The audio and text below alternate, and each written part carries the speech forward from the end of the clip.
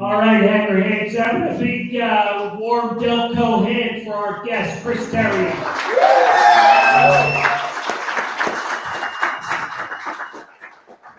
Thank you. Before we get started, I'm going to be talking about it all night, but many of you might know Brian Friel, but if not, he's going to introduce himself, and they got a big fundraiser going Saturday, March the 4th.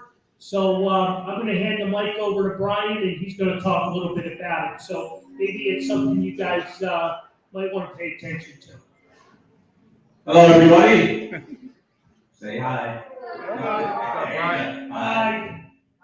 Listen, next Saturday, March 4th, not this Saturday, we're having a benefit called Tim Patrick's Day. Tim Patrick was, however you want to put it, my son who passed away just about 4 years ago. And 2 weeks before he passed, he told me about St. Francis Inn in Kensington, what a great place it was. So when he passed, we decided we had to do something in his name to support St. Francis. So we started this Tim Patrick's Day. And since day one, Carl, Clarky, and Hanrahan's Pub have been with us the whole way. And we have raised over, due to family, friends, and even strangers, we raised over $40,000 for them. So if you can come out on Saturday, March 4th, tickets are $40, beer, food, Irish music. If you don't like Irish music, it's rock music. Okay, you do. An Irishman hates Irish music over there. So if you can come on out and make sure you put some tickets in this raffle. Carl has donated the proceedings to Tim Patrick's Day. Thank you, Carl. Thank you, John. Thank you, Chris. Thank you. Yeah, it's it's a situation that's near and dear to every one of us. I think we've all had somebody, know somebody, and it's just giving back. And Brian's a little bit on the light side. He does so much for the community, so much for Drexel Hill, the Challenger Lake. Anybody that knows anything about him, it's time to give back to him and to his family. It's a great cause, and who cannot, he's a friend, and we're all friends, right? We're all Delco people, right? That's why we're here. So,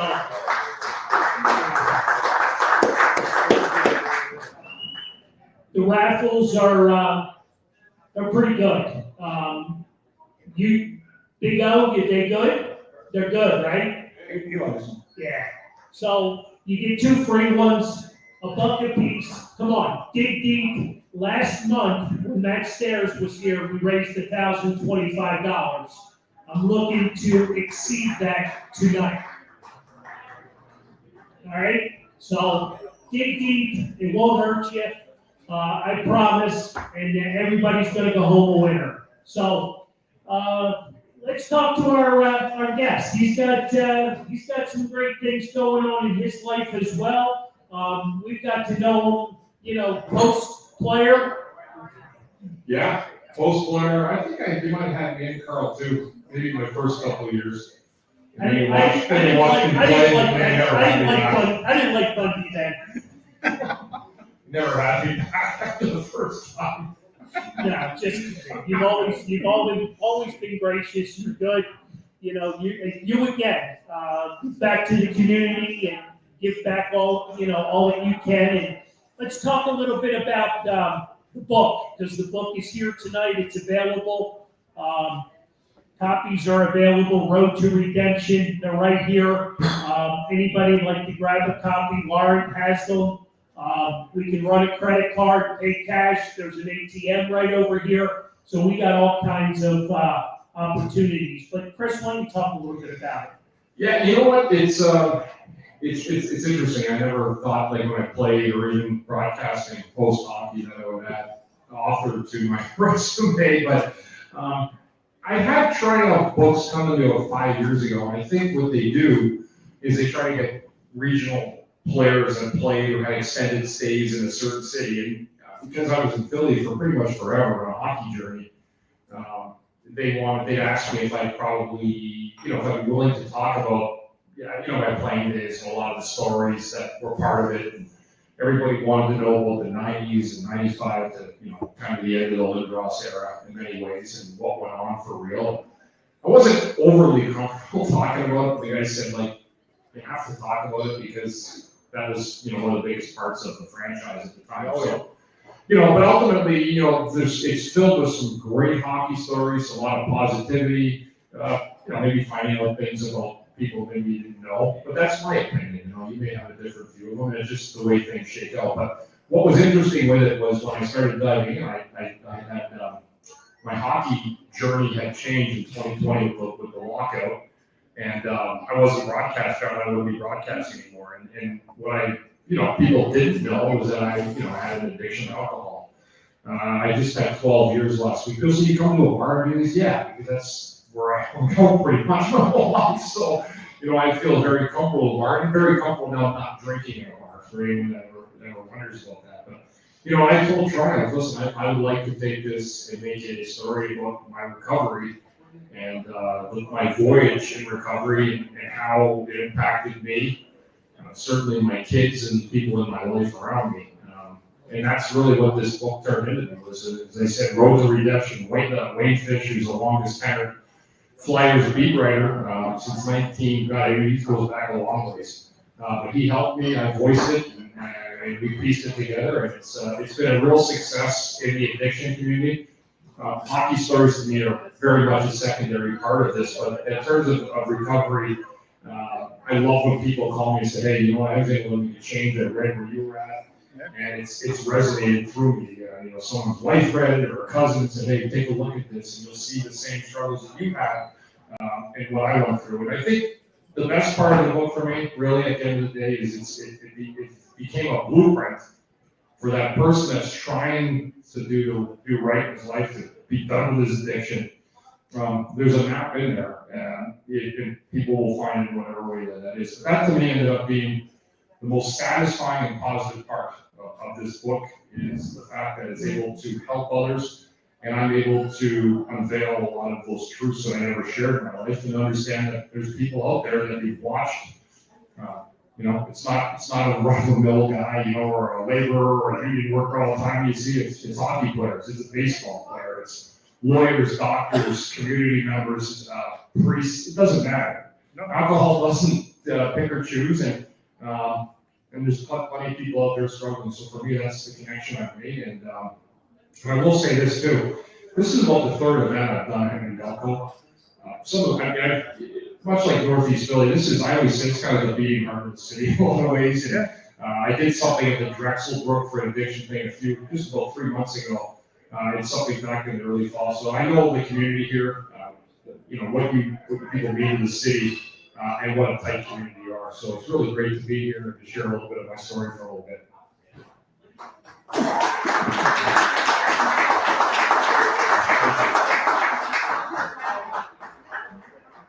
So if we're big into Q&A, so if you guys have questions, you want answers, Chris has them.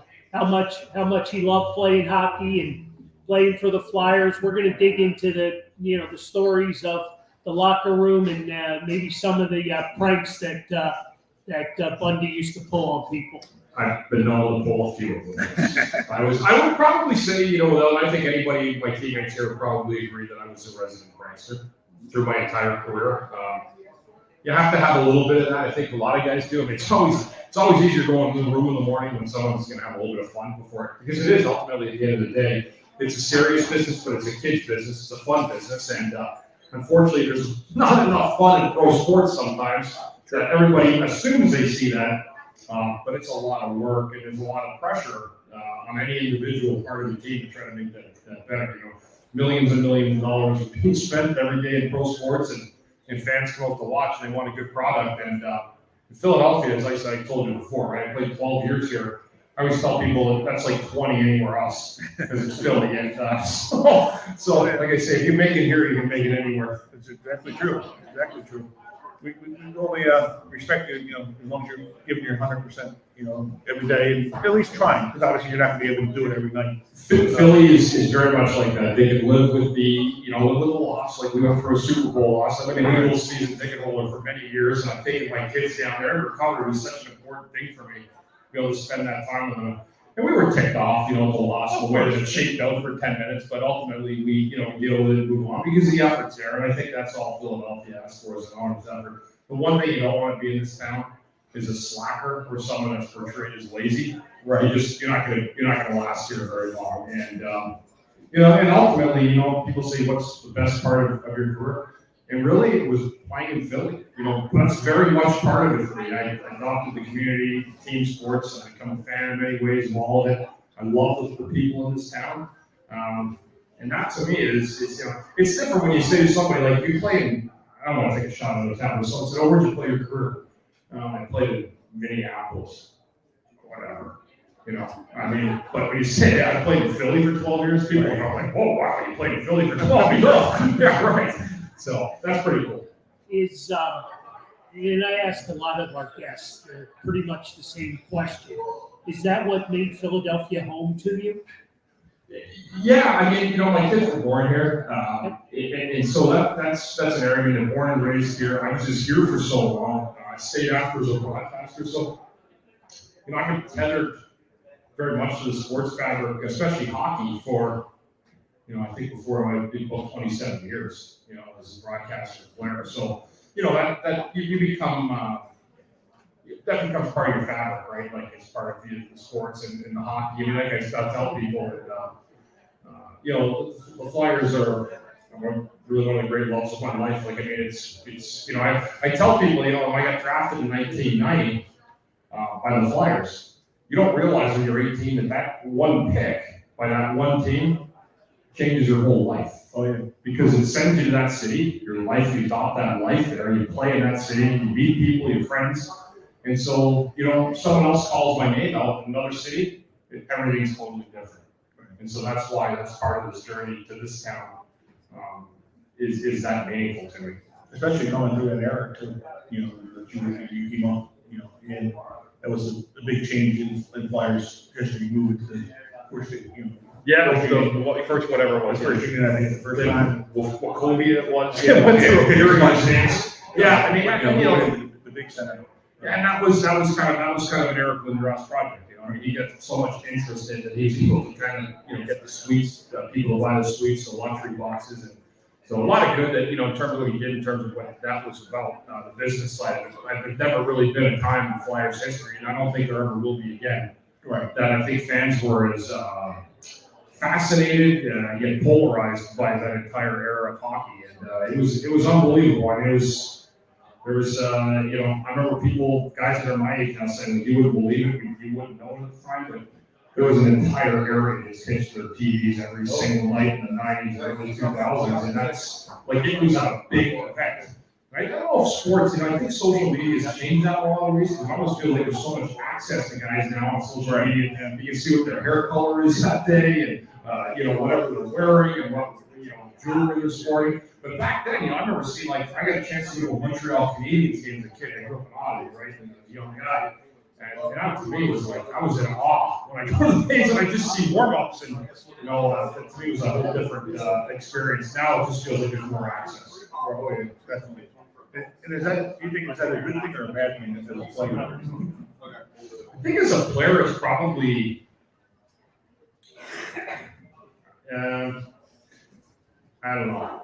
That's probably a bad thing. Yeah, I don't think too much access is probably too much for athletes, especially if you're a star player in terms of, walking around. But before social media, we'd see the buses and, having a guy like Eric or even Peter Forsberg in the early to mid 2000s. You'd see a bus some nights, there'd be 200 people on the side. It's not quite like that anymore. Maybe the security beefed up or buses parked down in the tunnels, but in Pittsburgh, we park outside that ugly igloo. You have to walk out, and there are fans all over the place. And I don't think we see that as much now because of social media. Katie, because there's that kind of access. So you go open Twitter and find, put the person's name in, and you get the most recent photos of a couple hours ago. Yeah. So why do I have to wait on by the bus to see him? I think it's on Twitter or Instagram or whatever it is. Yeah, true. It's just a lot more, intense, because you guys are all human as well. So we are. Yeah, I mean, people don't realize that we are, and it's, we get any athlete gets, thrust into the spotlight, no matter who you are. Especially at a young age as well. Yeah, it's totally different. And like there's guys that have been used to it or done to it, like Sidney Crosby or guys like Wayne Gretzky was, and people were talking about Wayne Gretzky was 11 years old, and there was 5,000 people outside waiting to go watch this 11-year-old play in Brantford, Ontario. And those are true stories. Like this is his phenom. Usually you don't think the phenom who's 11 doesn't like get to the very top of that. But Wayne Gretzky did. Do they get burned out? They do, and I think that's another part of sports today too in a lot of ways. I think there's a burnout rate. I think guys are putting so much time in now, 13, 14, 15 for their sports, and I see it really with hockey a lot. I don't care what you do. You just cannot be super interested in something for 25 years at the level you're going to be, especially at the beginning of your career. Right. Yeah.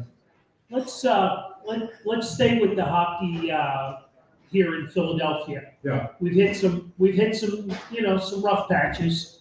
Where do you think the organization is headed? Can you just give us your opinion? I mean, from a fan standpoint, everybody, you watch them one night, they look like, world beaters. Can't lose. The next night, it's the complete opposite. So they really, I think Torts actually heard that. I think I put it on Twitter, and I just listened to his post-game presser last night. And I also have a hockey podcast, a successful hockey podcast in the city as well with Anthony Sanfilippo and Russ Joyce called Snow the Goalie. And we talk about this once a week, skip right into the Flyers stuff. And if you listen to Torts last night, the way he was talking, it was very much about like we can't play the way we played and expect to have results. And what he was saying was we can't trade chances with the team. Like we can't go down and try to score and then allow them the same opportunity with a player like Connor McDavid or Leon Draisaitl to come and do the same thing. Because they're better players than any of the Flyers have, even though there's only two of them. So what he's saying is we can't play that way, which is what they tried to do because they had a little bit of a lead. So what he's saying is we've got to really box it up. We've got to go back, play tight defense, and try to win a whole scoring game. That's not what the fans want to hear, but it's what the reality is right now. And I think something changed with him after that 10-game losing streak this year. They say he just kind of like lost his marbles, I think, after that. and I think he's like, what am I dealing with? Like, I mean, I think he was saying to himself, I'm such a good coach, and they still lost 10 in a row. And I think that in a lot of ways, he's saying to himself, like, wow, this is a really limited amount of talent I'm working with. And so what had to happen, I said last year, I'm very, very candid about it. They need to rebuild. They need to use that word. They need to tell the fans this is what we're doing, and not kind of sell, or as I said last year, not to gaslight the city. That's not fair. That's not right because there are people that don't know. And I'm trying to make sure that people know that this is a body of work. This is going to be a process, but if you do it right, there could be rewards for it. What I don't like is when I see a team like Chicago, who's won 3 Stanley Cups since 2010, the St. Louis Blues, who my great friend Craig Berube wins the Cup 3 years ago, they're already tearing down what they have, and they're rebuilding already. The Flyers haven't made a move yet. So that's on the management side of things, on the hockey management side, to get that right. And, I wouldn't be sitting idly by. They need to get, this is a situation now, I think for the Flyers, they need to do a salary dump. They need to find a way to get rid of some of these bigger contracts. And like I said on Snow the Goalie last week, if they go to the deadline and they can get 1, maybe 2 viable players, you probably have a pretty good deadline, if you can do that. Right. But now it's not like, like last year, things are different. Like, for example, when you take a Shane Gostisbehere, when they traded him to Arizona, I saw like, Shane Gostisbehere, a 2nd-round pick. I'm like, they got a 2nd-round pick for him. I'm like, that's unbelievable. And No, it was Shane Goss's pyramid and the second rounder to take off the salary. And I'm like, that is just incredible. That's the kind of business that's getting done in this league now. Right.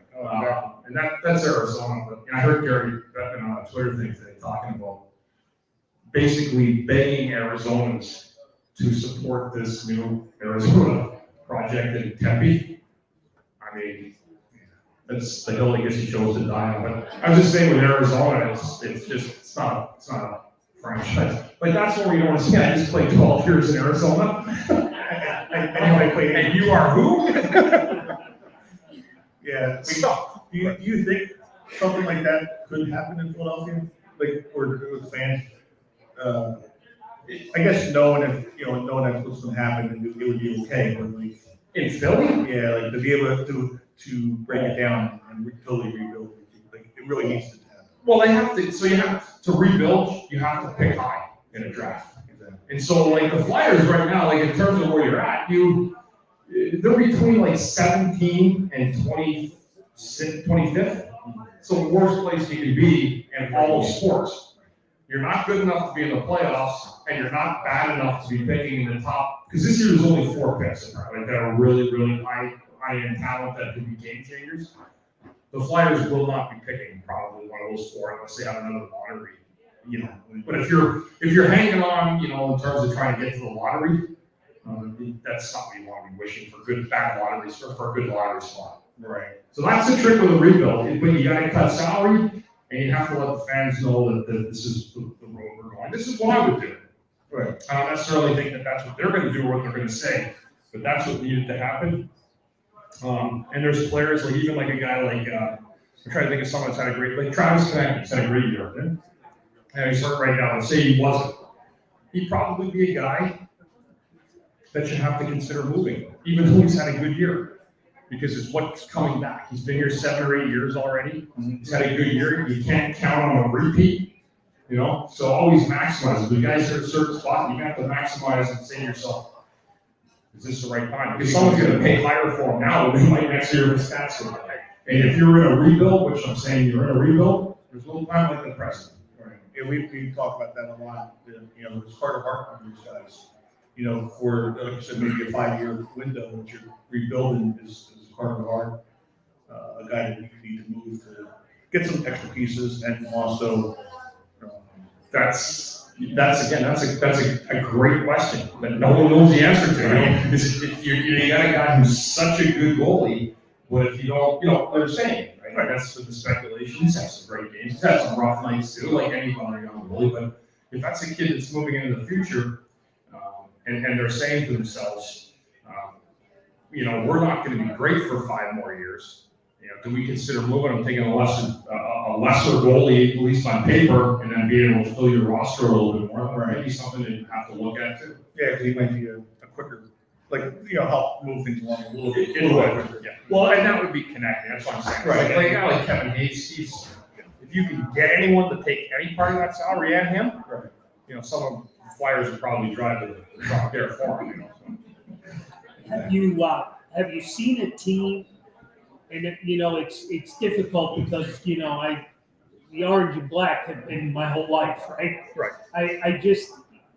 You talk about drafting guys, and they've had some great drafts, but they've been those unluckiest team that you just look at them and the decisions that whatever GM was it, Fletch, was it Hextall? They've both made some really bad mistakes. With some of these contracts. And, some of the, you talk about the deal, from Nashville, he may never play hockey again. We got a few of those guys. It's just, I call it unlucky. If any of these guys had done anything, we wouldn't be having this conversation. I just think they've got some good young talent, and, they had their heads wrapped around some of these guys, being leaders. When Kevin Hayes was signed here, was he not signed to be a leader? Well, he was brought in as a big center iceman because they needed a center iceman at the time, but he got So everybody knew what happened with these. I'm just looking, I actually, somebody sent me a picture the other day, and I'll share this with you. These are the salaries, right, that the Flyers, looking at these Flyer contracts. So Couturier, who's been out for 2 years now, 7 years, he's got almost $8 million left per year. Okay, has not played a game in 2 years. Sanheim, 8 years, about $50 million, right? And a lot of people don't know. Farabee, 5 years at $5 million. That contract never needed to be signed. Never should have been given out. That was like just jumping ahead to just say, here's a contract for you. We're going to extend it because we think you're going to be really good. We just got to make sure that player is really good. If you're making $5 million a year as a young guy, they better know you're a 30-goal scorer. They better be certain of it. The next one here, Ellis. Bye-bye. 4 years, $6.25 million left. That's almost $25 million. That's gone. Bristol Lyman, 4 years, $5.1 million per year. I don't know. Yes, a lot of money. Hayes, 3 years left at 7.1. So that's a contract that needs to go and go now. They need to figure that should be the first move they should have been working at. Provorov, 2 years at almost 7. Atkinson has not played this year. 2 years at almost $6 million. And Delorier, I mean, he's the best value, really. 3 years at left at $1.75 million. And the guy said here, the only guy worth making his money this year is Kim, in terms of his production. So, yeah, why am I saying this? I'm not making fun of anyone's contract or deterring. Good for them, right? Like as a personal thing for what your family and your life, good for those guys. But these contracts are a major, major, major problem that are staring everybody in the face because you can't make a team with this. Right. And so you're stuck with this, and you can't get off the hook like you used to because now you're charged now for the injuries as well with the salary cap. And especially being in the salary cap world, it's totally different. Right. You're hurting. So that's the problem that the Flyers have, is a major problem with salaries. And dumping those and then finding new ones. Right. And like I said, that's why you had to do the second round pick with those together. Right. Correct. How about it, Flyers fans? Any questions? We got one? I see some arms. All right, here we go. Make it loud, yell it out. Go ahead. Hey, I'm pretty sure I know the answer to your question to my question when you were a player about like who's the best defense pairing, but like as a on-ice commentator, like who do you think was like one of the top defensemen, you yourself as a defenseman, for the Flyers when you were watching the game from Lawrence? Yeah, Kimo Timonen. Yeah, I thought Kimo was a really good player for the Flyers. You know, him and Colburn were a good pair. I thought for a few years. You know, you need to have a good top pair. You have to if you're going to have success. So if you're going to, and a good goalie, but certainly a top pair and a good first line can get you away with a lot. So yeah, but Kimo was a really, really good player. Chris, this may be common knowledge, but how did you get the name Bundy and why? Like I tell everybody, I got it from the name Al, not Ted. So that's a good thing for you. You know, when I was in there, I was like, when I first started playing, I was with the 1994 training camp, and Craig McTavish. I had played with the guys that looked like me in Edmonton, but I used to just watch Married with Children reruns, just on like Nickelodeon, wherever they were on. And so he looked at me one day and he said, "You know what? You kind of remind me of that guy." So he started going with Bundy, and that's how it stuck. Yeah, lasted forever. I had guys on other. The name was like, certain guys get nicknames, but it's pretty like when other guys on other teams and you don't know start calling you that. That's like, wow, that's strange. Laurie, go ahead. So, Chris, I have two questions for you. Back in 1990, your rookie year, when you were with Hershey, did the lockout affect you getting to Philadelphia quicker, or did the lockout happen and you just shot right up to Philadelphia? That's a great question. You know it's funny? I did a Hockey News interview in '94, so I went to training camp, and I knew it was the most important. It's kind of on the radar, but I really wasn't. I was on the Olympic team, so I knew who I was, obviously, since it's a minor level. But no, I made the team in training camp. And I remember Wayne Fish actually came to me with he was a Hockey News writer, and said, "You know, what do you think of this?" I said, "Well, I picked up probably the worst year to make an NHL team." And that was a quote of the year of the week in the Hockey News. But no, what happened was they locked the guys up. Everybody knew it was coming. And to be honest with you, I didn't have any money at the time. And so they weren't gonna sit me out even though I made the team with no contract because we weren't getting paid anyway. So they said, let's put the, percent. I went down to the minors, I think I played like 34 games. It was a great experience. I kept playing. I was playing pro hockey. And as soon as the lockout ended, a couple of days went by and I didn't get the call. I feel like saying, geez, man, I really earned it in camp. Like, I think they would have remembered. And it was, the guys came back. They had like a 2-day kind of get together. The guys that were locked out, they skated. And then on Wednesday or Thursday, I was in Hershey and I heard the answer machine. It was a coach saying, see you later, kid. Back for a while. I don't think you'll be back. And that was it. And pretty great story though. And then I came up and I remember, my first game was against Quebec, January of 1995.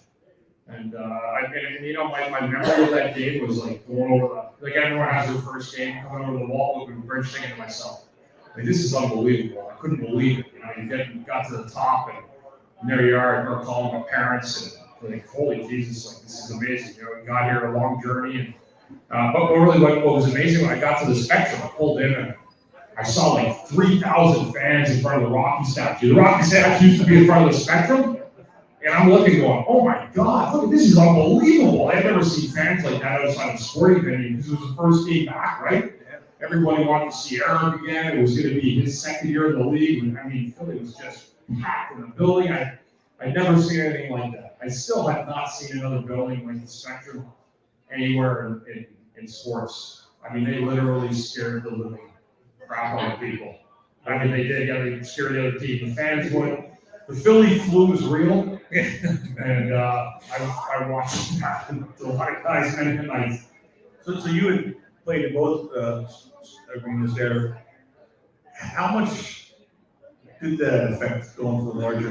Because like you said, the Spectrum was you're right on top of it, and like it made it more intense for the other team. Yeah, I mean, it was always an easy comparison for me. It was the Spectrum was blue collar. And the Wells Fargo was the white collar suits. That's what took over. The corporation came in, and you still had a few stragglers, but tickets went up. There was a little bit of a demographic change in certain ways. I think the true Flyer fan, they still exist to this day. They still love the history of the team, the winningness of the franchise. It's been, I mean, in terms of getting, I haven't won since 75.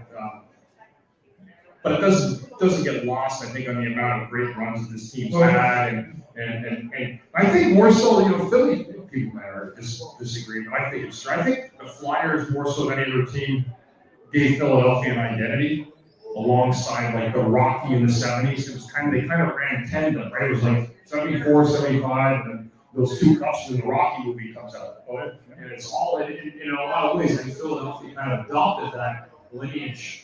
And that persona, and I think it's something that they should be quite proud of, to be honest with you. You got another question, Yeah, right? I didn't want to, there you go. Sorry, No, with you, I've witnessed or watched you do the Flyers commentary, all that stuff, the voice covers and all that. I was just sitting here talking to my father-in-law, and will you ever coach or go for a GM spot regarding that? Because your knowledge is all the way, I mean, it's up there, so. You know what, guys, get into it. I think some people like getting involved in hockey. There's what I haven't asked, and they haven't asked either. So it's funny, and again, it's another good question. There's certain guys when they're done, if they want to stay involved in the game, they either get into the broadcasting and the imagery part where you're marketing or you're talking about it, or you get into the other side of it. Listen, I used to see coaches, and after a game, they would take a loss and they would just beat you into the ground. And I didn't want to do that. I didn't want to go home and be like, I was lost, and I got to get up to the rink at 7 tomorrow morning and go watch 3 hours of the same guy making the same mistake over and over again and hoping it's going to change. It doesn't. And so from that, I'm like, no. But yeah, the manager would probably be better suited for me than coaching, but I like what I'm doing now. I think I'm making a difference in people's lives with what I'm doing with addiction and in the community. So it would take a lot to probably get it out. Yeah. today's athletes are a lot different, from when you play. You know what I mean? So it makes it hard. I did coach my son's hockey. They played for the Virtue or AAA in Jersey. I did say in the book at one chapter, right? Like, I would have a parent come up and literally tell me how to coach and what to play. And I'm not gonna lie, my son packed it in for hockey. He plays football. And I was thrilled.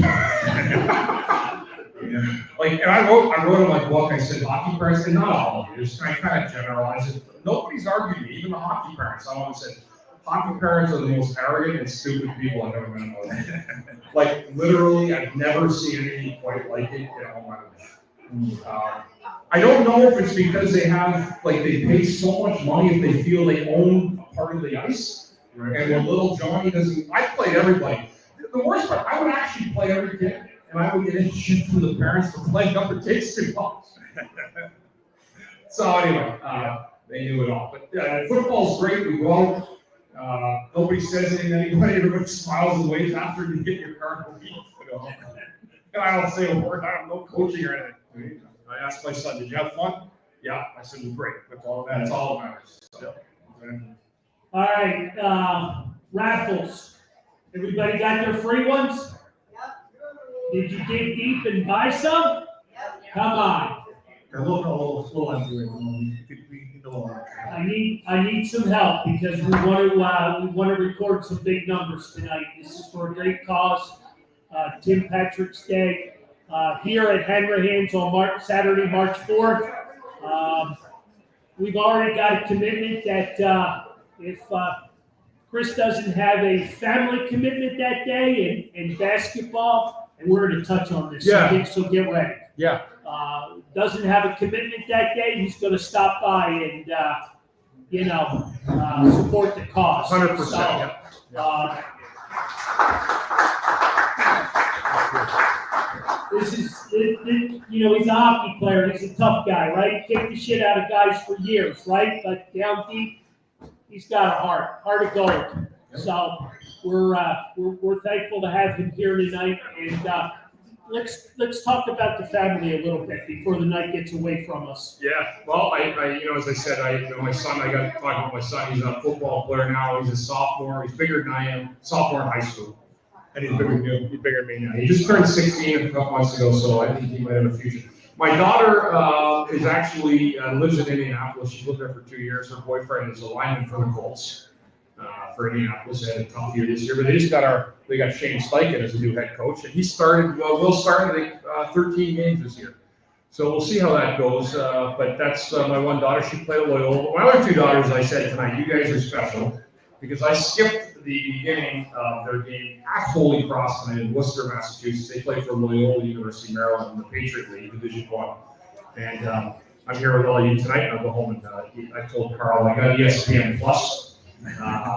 That's something that I know my dad and mom would have loved to be able to watch me at Providence College when I played on ESPN Plus instead of going to find remember like those satellite, Carl, like 20 feet and had to go get the guy at a bar. Like, any chance to get nested in New England Sports Network and watch it. They get like one game every 2 months. Right. Now I go back. So my daughters, so all three of my girls play at Loyola. My middle daughter, Ava, has played with both her older sister and her younger one.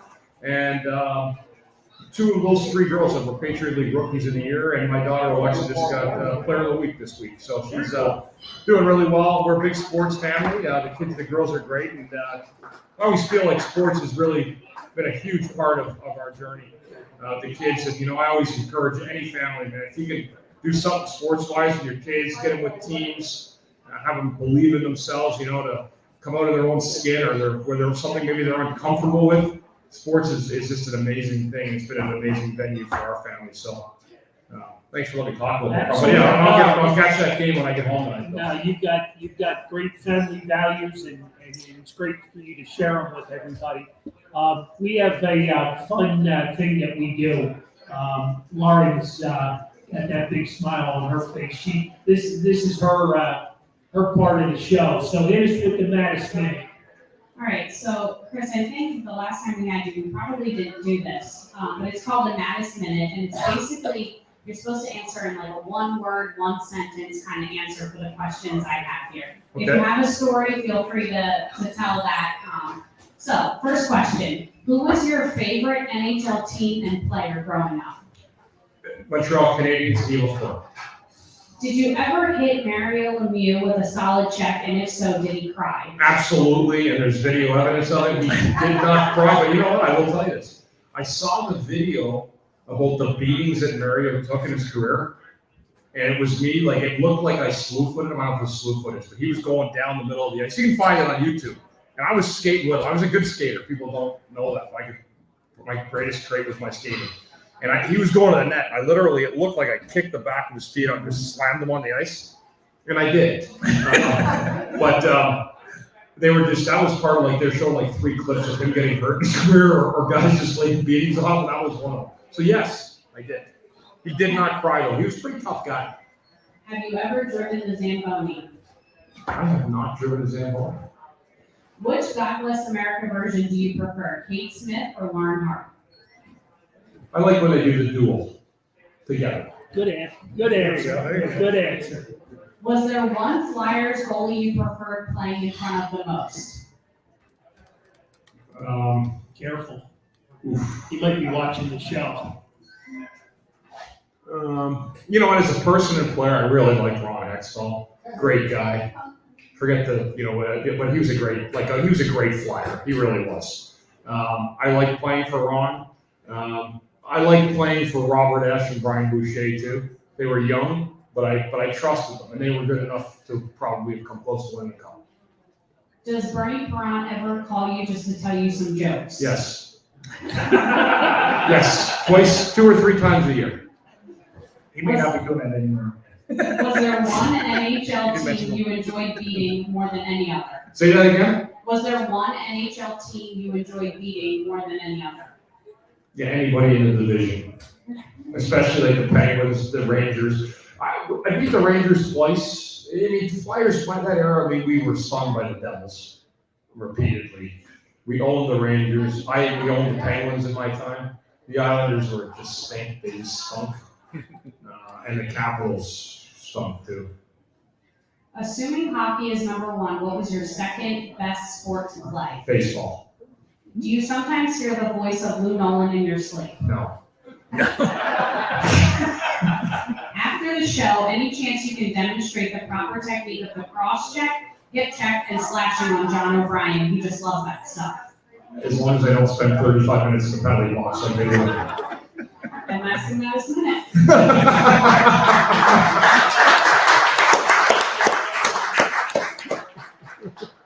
All right. The night's getting away from us. How about some trivia? All right. We've got some, as Bernie likes to call them, we got some biscuits to give away. Yeah. All righty. So, Hands up. hands up, no calling them out. In Chris's career, how many shorthanded goals did he have?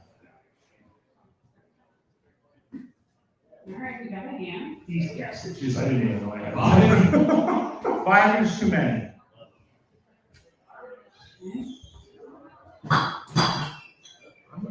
Man, 2. 2 is correct.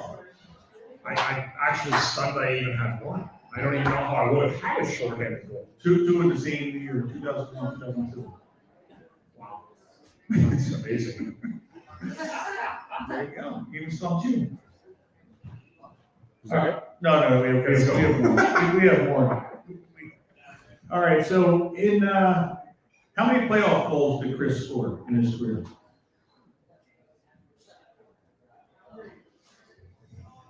10? Too many. 2, That is incorrect. 5, 6, Incorrect. No. 3. No. All right. 4 is correct. 4 is correct. Jim got it right up in front. Four is correct. I'm glad I had one. At least I know it's on a power. Well, you scored 4. You scored 4 and 2 for the Flyers in 99 games and 2 with Dallas in 5 games. All right, how about one more trivia? That's right. And which college did Chris attend? Yeah. There we go. Everybody raise his hand. No, Chris called him. And he shouted out, but Chris acknowledged it, so. You got one more? You got a bonus question? We got a bonus question? Yeah, how many games did Chris play for the Flyers? All right. We'll come to you now.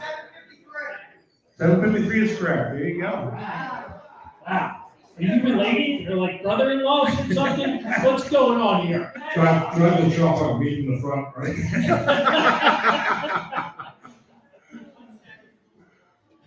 That's too funny. All right. Questions, comments? Come on. What do we got? We got a question over here. Laurie. Worst injury that you sustained? Well, the worst, yeah, I mean, some people will understand this. So the worst looking one I ever had, I had a concussion once that was just brutal. Like it was one they showed like it was bad. But the worst one that I ever had, literally, I threw my back out, my lower back. And I remember thinking to myself, this is the absolute worst pain I've ever been in. So I never had a back injury to that, and I actually remember saying, like, there wouldn't be enough money. If I could pay to make this go away, I would give whatever it is to make this go away. But that was the worst, and it took me, you know what, I was never the same that whole year. And I think when you get a back injury, man, I tell you what, it defines your whole person really bad. But that was, I've had other ones, shoulder, knee, but no. No, I haven't. I've been whacked, but I'm taller. Tall guys don't lose their teeth. Yeah, short, ugly guys do all the time. Because the sticks go up on both sides. All right, so we have a question on Facebook. Who's your favorite flyer? Favorite flyer, all-time favorite flyer. Well, I mean, I would say like my defense partner, Desjardins, might be my all-time favorite. I mean, we were partners for 10 years, but going back into the old school guys, it's really hard to not like a Bernie Palm, Dave Schultz. You know, even Clark, he was my GM for 12 years. He was a great GM. There's a lot of, one thing that the Flyers have here, I always tell people is they've had great personalities of guys over the years, good people. And that goes back to the beginning of the franchise history. So they've kept those, like, you know, make sure they have good players, but hardworking, competitive people that are also good people in the community.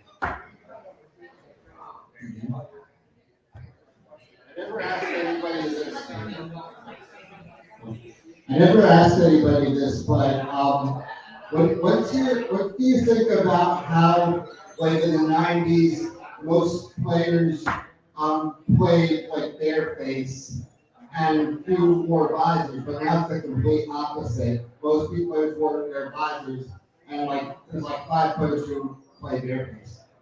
Yeah, that's just because this is the rule they brought in. I'll be honest with you, I didn't wear a shield. It was probably really stupid. If I played again now, I would have a shield on. It's just a rule that they put in. I mean, if you have 23 guys on your team, I mean, the greatest asset the teams have is their players. You know, so you want to make sure they're protected and your investment's protected as well. So I'm fine with the visors. I'm actually surprised they're not full shields, to be honest with you. But there's a lot of guys I think yeah, like where they're here like now, but if they need a full one, I don't know how that would work. I don't think that would go well. Yeah, I didn't like it really. I'll tell you why I didn't wear a shield. I didn't like it because of the sweat. It would come down the glass, and I was always wiping it. So I'm like, one day I'm like, the hell with it. I mean, this is stupid.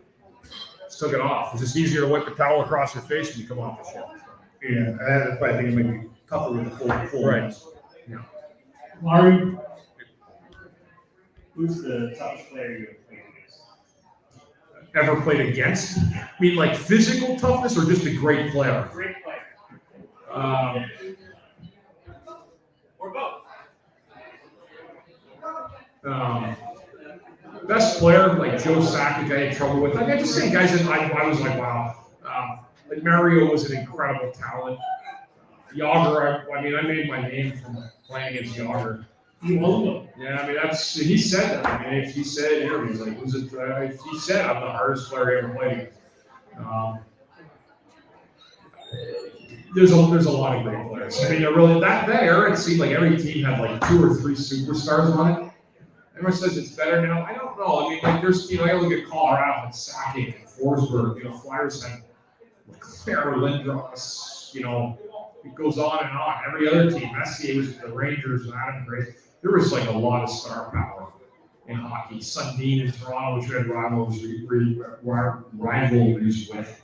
the Niedermeyer and the Devils, those guys, I mean, they were just unbelievable hockey players. So, tough, skilled players, yeah, Forsberg, Lemieux, and then other guys like tough. There's a lot. Bob Probert. My first roommate was Dave Brown, and I didn't ever realize till after I played with him, thank God he was on my team. Like seriously, I mean, there's guys like they would skate by the bench and somebody hit something, and Brownie would be, and he used to have this motto which was incredible. He said, it's the worst thing you want to hear. He said, I'm just going to fight you till I beat you. And, you know, like Scott Daniels, who I played. Remember Scott Daniels played for the Flyers? He was a fourth liner. Well, he ended up, Brownie was in Hartford. I was with the Flyers. We were playing. Scott Daniels was in Hartford. And he got into a tilt at center ice with Brownie. And he hit him with a left and dropped Brownie down to a knee. And I think he was more scared that he dropped Brownie to a knee. Because Brownie went to the box. And I remember watching it and going, oh my God. Because I could see, like, Scott Downs was like, oh, he knew it was coming. Oh, and I could see Brownie, like, talking down. He wouldn't look. He's looking straight ahead. He's yelling at him on the other side. And the 5 minutes ended. And Brownie wouldn't come off the ice. Because Daniels was on. He went lined up right next to him again.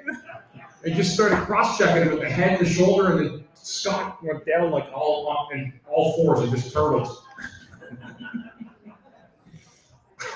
Lawrence, what do you got? Yeah, sorry.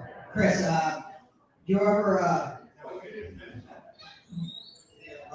sorry. Do you remember any like big fights that you had? I did. I wasn't a fighter. I mean, I had a few, probably had maybe preseason, regular season, maybe 20, 25 fights, but that wasn't my thing. I had to play. I was a top pair defenseman. I had one against one night where I kind of felt like crush. Like, okay, let's grab somebody. And I had a big fight against Jeff Hodges, who was really tough. Like, he was considered really tough in the NHL. And it's on YouTube. And I was like, I think I got punched like 12 times in the head. But I hit him 12 times too. And I got up the next day and I was like, it was on my whole black and blue all over. And I'm like, imagine doing this every other night. I mean, what a job that is. Oh yeah, like you said, being on top pair, you need to be on the ice. Yeah, you got to be. You have to be out there to defend and stuff. And usually, what happens is with top pair guys, we end up playing the first line and the fourth line all night long because we want to try to score on the fourth line that's out there, but defend the top line from the other team. So yeah. Ryan, what do you got? Chris, so you touched on this a second ago about playing at Yonkers so tough. Why were you able to play him so tough? I just knew he was such a great player that if somebody didn't step up, like we're gonna get killed. And I was as big as him. I could skate as well as him. I had good stick, good positioning on him, and it just happened. Like I played like maybe 1 or 2 years in the league, and I don't know. One night I got matched up against him, and I remember just rocking him into the boards in our zone, and the fans went crazy. And then I hit him again. The building got louder and louder, and then all of a sudden I realized, like, wow, this guy just can't get around me, and I kind of own him. And then he punched me in the head. He was so mad, and he took a 2-minute penalty. I started laughing at him, and then the building started cheering again. And then I remember after that, like, we won the game like 5-1 or something. He had no points, and that was kind of like, and then you give an NHL team, like your own team, a sample of that. And you're pretty good for a while. Like, they're going to be like, wow. And it got to a point, like, even like, I didn't want to say embarrassment, but it was my pride and joy. Like, I got to playoffs, and we played Pittsburgh, and they say, with the Penguins, and it asked, like, super veterans, like Mark Recchi. He's like, well, we're not worried about them. We got Terry, and he'll take care of Yocker. I'm like, oh, that's a lot of pressure for one guy, in case he just goes off. But it never happened. It just never happened. And I wish I played every guy like him, be in the Hall of Fame right now. You had said, was it, if I remember correctly, the shorter guys? Shorter guys were the harder guys for you. Steve Sullivan, little guy in Toronto, yeah. Gianta, like a guy like that, Brian Gianta. Like, smaller was worse for me. Even though you could skate, but I could skate, but it was a longer stride where they were the quicker guys who were shiftier and they could get around in tight spaces. Big guys that were like good skaters and no problem at all. Because eventually our bodies would collide, and if they're trying to get to the front of the net, there's only one way to get there, and that's through the defenseman. exactly. All right, as the show is winding down, again, I want to thank everybody for coming out tonight. Give yourself a hand. Great crowd. Again, the raffle funds that we raised tonight are all going back towards St. Patrick's Day. So you'll have till about 8 o'clock. And I'm going to keep pounding it like Bundy used to, pound everybody he played. So we'll go in your pocket and steal your money if we have to. So come on, dig in, and let's help support this cause. I just can't say, Brian gives back to this community like none other. Just a great individual, and I just love him to death, and we need to really support, what's going on here. He's got tickets for the event as well. If you guys like to come hang out on March 4th, it's a good time for a great cause. So enough on that. Chris's book is available. You guys can see Lauren. We can take care of the finances. We take credit card. There's an ATM right over here to my right. Cash, whatever you guys want to do. Last but not least, I'm going to make some enemies, but I got to do it. Chris is going to sign some autographs. We're going to limit it to one per person. If you'd like to buy extras, they're $10 each, and all of that money also goes back to Tim Patrick. And also, guys, the books are signed. I signed them beforehand. So what I do is, if you do buy a book, I'll just put your name on it, or you can do it yourself. But they're signed. I just did it before I came over to make it easier. So. All right. So we're going to bring closure to the show. John, are you pretty much have it all under control? Oh, yeah, we're all good. We're all good? Yeah. We gave enough trivia away? We gave enough trivia. There were some softballs, by the way. Well, I can't win. I can't win with you. You know what I mean? I stumbled, but last time I stumbled, they couldn't answer any questions, and then this time you tell me, so. The whole idea is to win, right? You wouldn't expect anything else. No, of course. If he said I did a great job, then I'd be worried. Right. All right, give it up for John O'Brien and the trivia questions. Let's give it up for the Maddest Minute. He's sitting back there in the corner by the golf machine. Oh, yeah. How about our guest, Chris Terry? Come on!